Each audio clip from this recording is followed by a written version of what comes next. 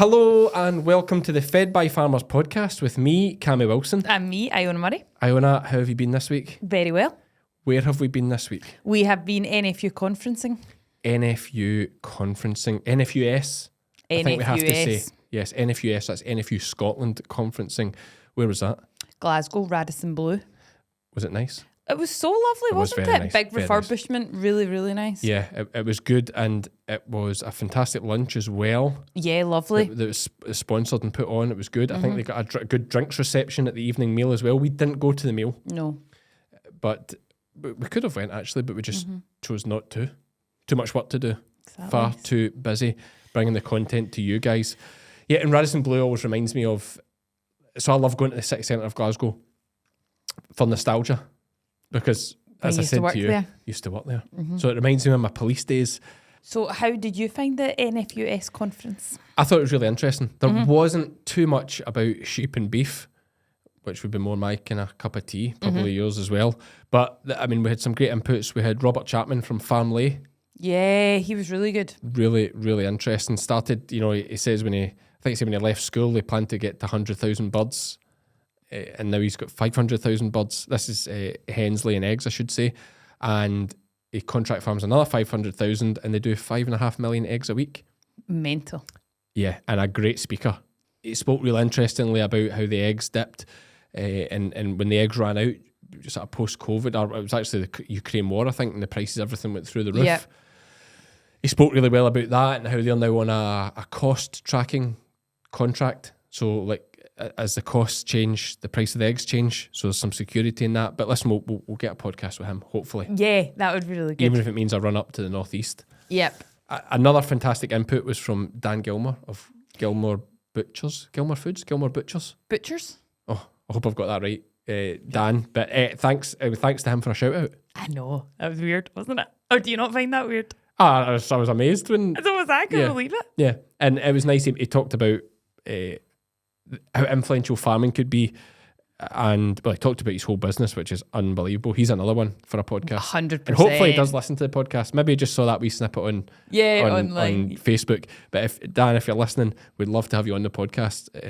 Absolutely, because your business, your whole input was incredible. Yeah. Maybe not so much the bit about Rangers. He made a wee quip about the mighty Glasgow Rangers or something like that. I did, he said that I missed a trick because when he said in his thing, and talking about who they supply, the big companies they supply, and they said the mighty Glasgow Rangers, I should have shouted out, I hope they paid you, because there's a whole thing about never paid the face paint and all that, when they went bust. Oh, right, okay. Yeah, so, but, It wasn't a place for heckling. No, it was not. More banter.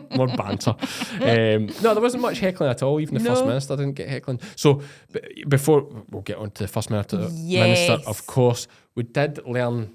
we learned a few interesting things, but one of them, what was this term we learned? Flexidarian.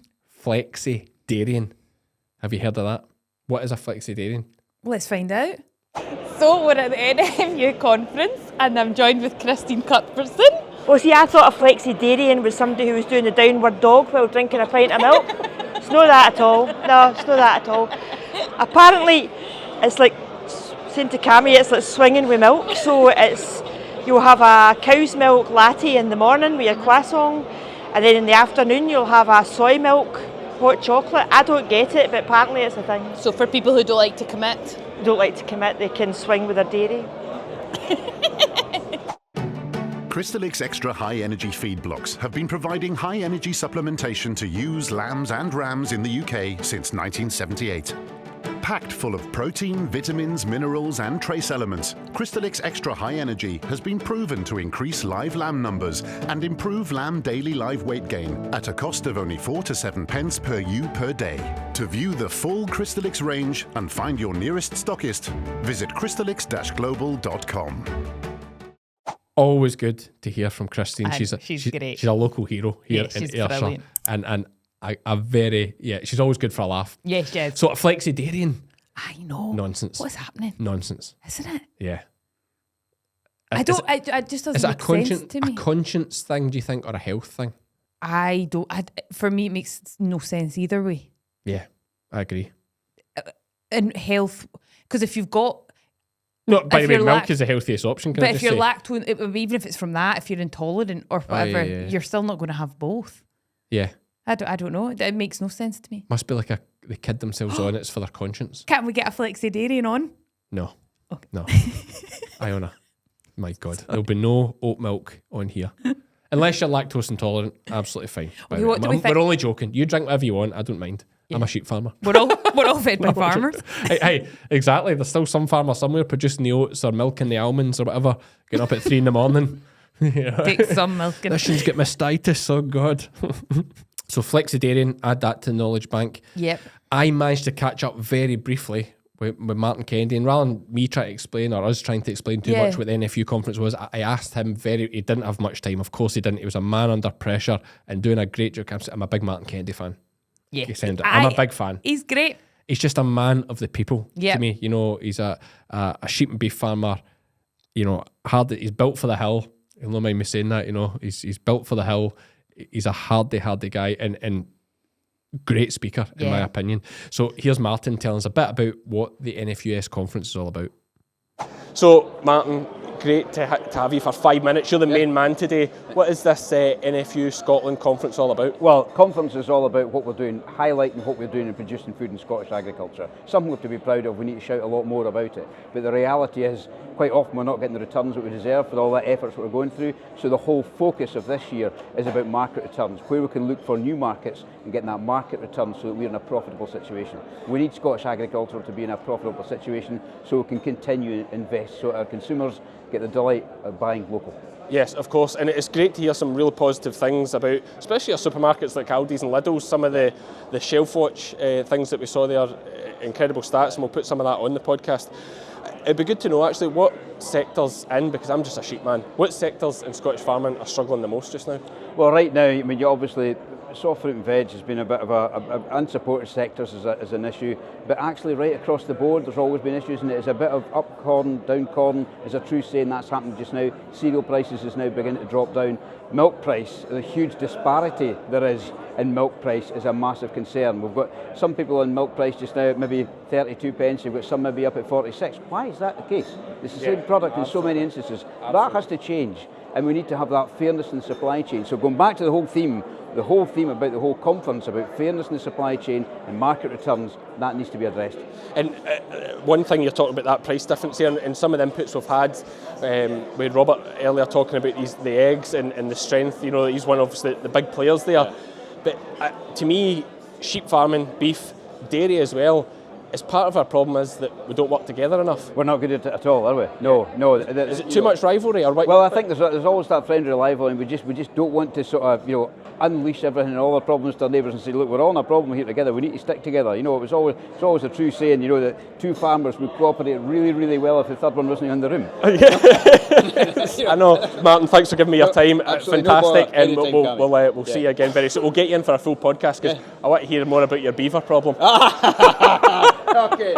So I did, out of respect for how busy he was, and to thank him for speaking to me, I kept that very, very short. Just a wee bit to put in there. Yeah, no, he's great. And that was the first day.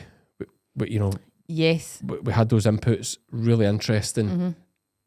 But the next day we had the First Minister of Scotland in. I know. What do you think of Humza? I thought he spoke really well. I think for me, I felt like him coming to that in person sort of built it up to be like there would be some sort of bigger announcement or bringing some sort of good news, and there wasn't really that moment. And it was a classic, and I understand all politicians, they have to be like that, but he just spoke for a while, and I'm there poised with my pen.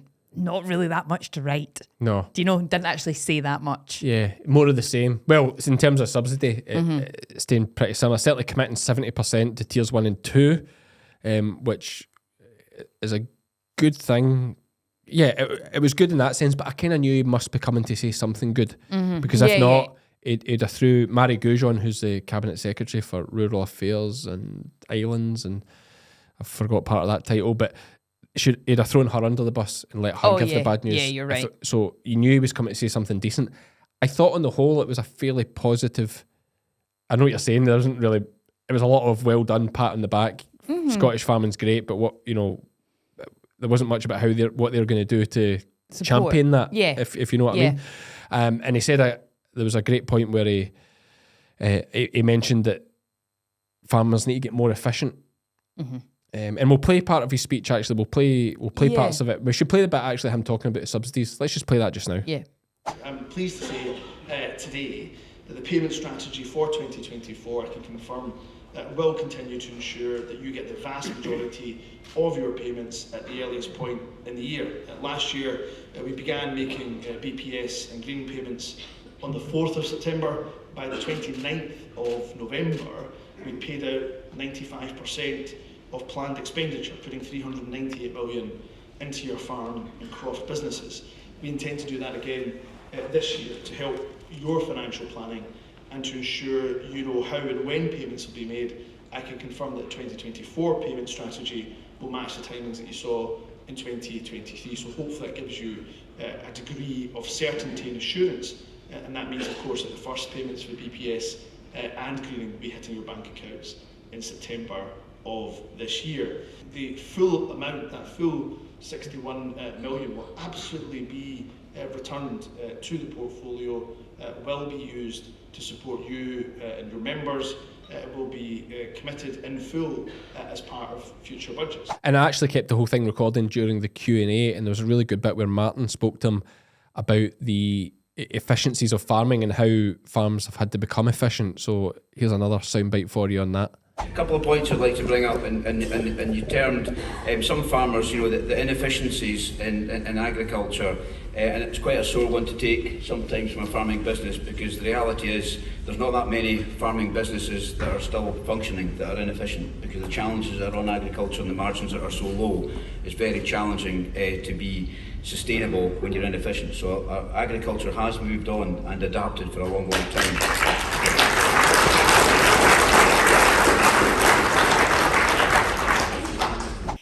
And I do think him giving up his time to come, like, imagine how busy he is. Like, farming is one small percentage of what he covers day to day. Big percentage, we'd say. But I suppose that's a No, small but of what he percentage. does, of the different, think about what he's got to cover. So I think that did, and like him even stayed on like 20 minutes after taking questions. That was really good, actually. Because really Martin, he had an agreed time he was going to be there. Yeah. And I don't know if you see it in the video, but Martin asked him if he would do a couple more questions, and then he said, actually, he says, we could do 20 questions, and Humza said, we'll do 4. I think he asked for 2 more, and they said, I'll do 4, I'll do 4. So for me, that does, because imagine how busy he is. Yeah, and listen, he's a good speaker. He spoke very passionately, or very positively, I should say, maybe more so than passionately, about the state of Scottish farming and the future. He kept mentioning the word, farming is Scotland's future, which is all good phrases to use. He talked about going to the COP28 summit and speaking to the ruler of Dubai. Yeah. And that the ruler of Dubai said that he had Scottish lamb, and he said it's the best lamb he's ever had. I mean, the only downside to that is probably the fact that I'm guessing with Dubai, they only do live exports. They probably only import live lamb. Right, okay. I don't know the answer to that one. But, I mean, a lot of those countries in the Middle East only do live. They get it from Australia live. Right, okay. So I don't know if they fly in. They like to kill it in the country. And on that note, do you see that thing about 25,000 sheep on the boat get turned round? I know. So there's 25,000 sheep on a boat. Was it 25 or 50? No, 25, I think, because of all the things that are happening in the Middle East just now with Israel, and we actually have a lot of listeners in Israel. It's like our 4th or 5th country. Stop it. Do we? Honestly. Yeah, crazy. Really? Yeah. How nice is that? It must be a big farming country. So it's amazing that we have that falling over there. That's so nice. But I'd imagine those 25,000 going back to Australia were probably destined for. So as much as they might say Scottish lamb was great, I don't think we have a route into Dubai. Disappointing. Other than if, a delegate from Scotland takes it as a gift. So, but it's something to look at. And I actually think, from the farming point of view, I'm not pro SNP. We've spoken about in this podcast before. I've never actually voted for a political party in my life. It was quite funny, actually. He mentioned about his farming past. Yeah. And then he was about to say, that was funny. It was good. He was about to say, in fact, I'll play it. Here, I'll play it. My maternal grandfather was a farmer, To this day, the family farm in a small village north of Punjab in Pakistan is still there. Sugarcane, they produce mainly, and it's been passed down from generation to generation to generation. I'm not saying that to try to, well, I'm doing it slightly to try to get some connection with you, I won't lie. But the reality is actually, it's part of the history and heritage of who we are. So I thought that was a little bit of sense of humour. Like, for a second funny. he was going to make out he wasn't doing it to win us over, and then he was honest and just says, "Well, I'm doing it to win you over." And then that bit did win me over. Yeah. I was like, "You're being genuine." Like, exactly, it worked. He's a good public speaker. Yeah. And I'm actually a believer that, of course, Humza Yousaf is a Muslim, and one of the biggest buyers and consumers of lamb in the world as well, but in the UK, is the Muslim community. So I'm of the thinking that having a First Minister who is Muslim has to be a good thing for farming. Yeah. Do you know what I mean? They're big meat eaters.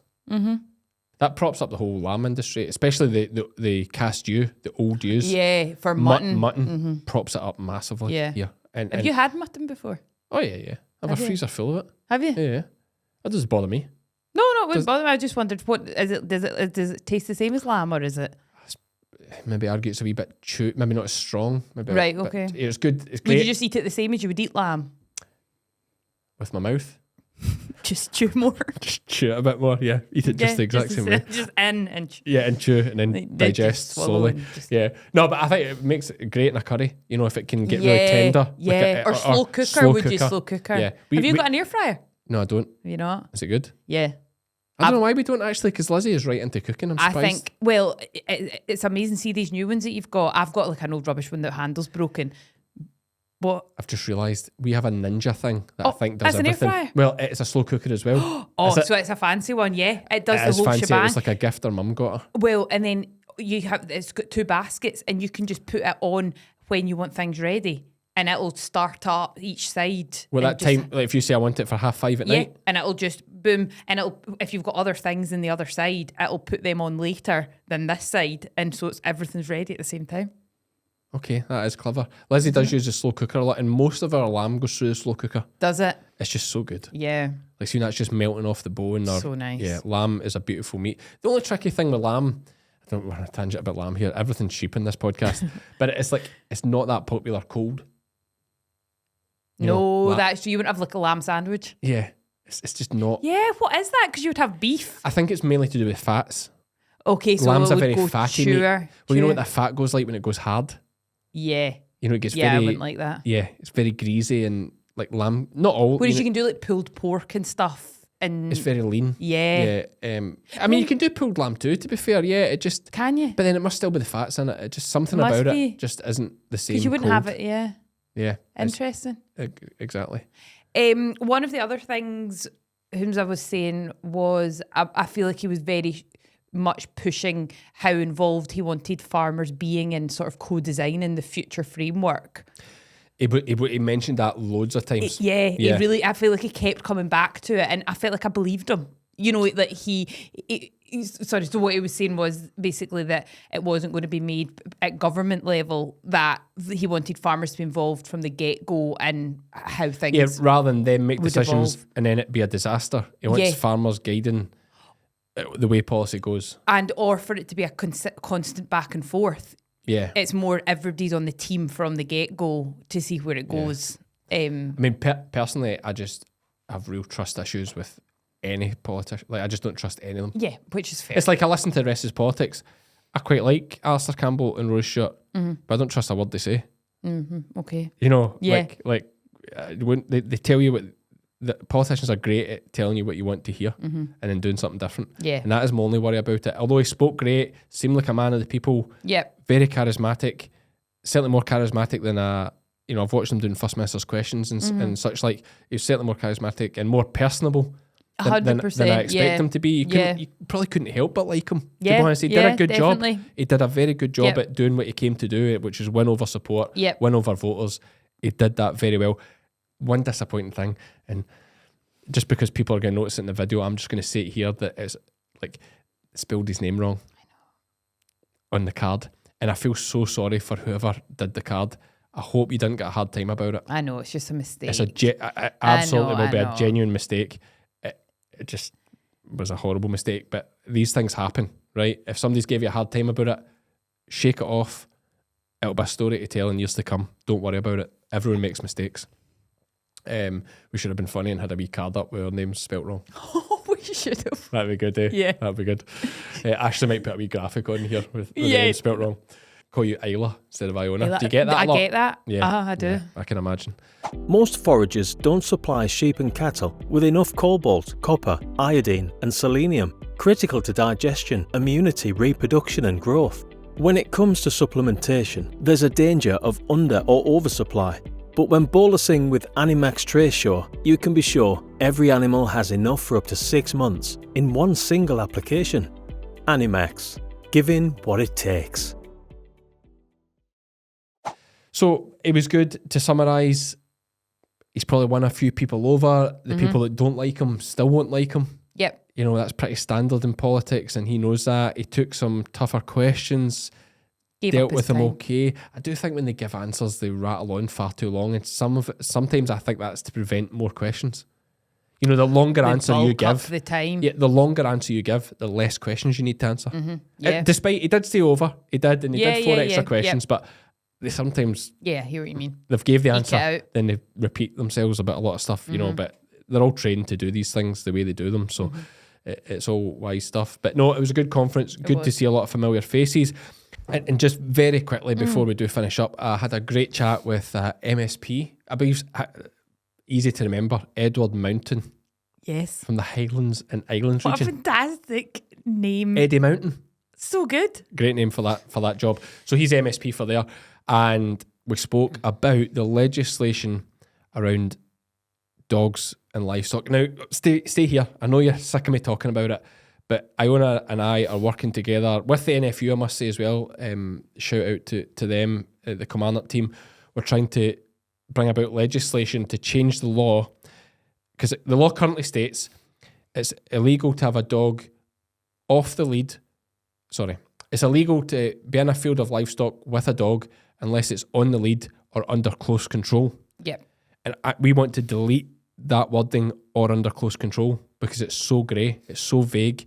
A dog's only under close control until it isn't. We've said all that. Yep. So we're working together, and hopefully along with people like Mr. Mountain there, to bring about legislation that just deletes that. We're not trying to stop the right to responsible access.